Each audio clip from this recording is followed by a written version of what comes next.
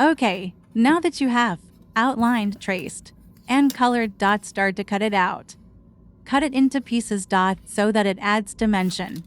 Now, use your cardstock or just another piece of paper and glue your now cut out dragon dot onto the pieces of paper.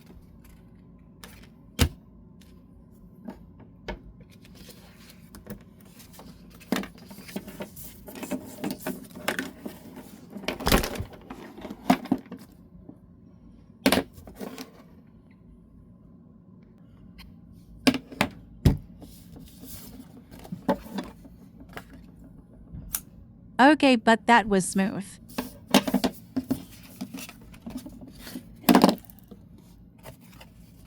Now do the other side. Part 2 of 4, asterisk, all put out on the same day, asterisk. Base tut next.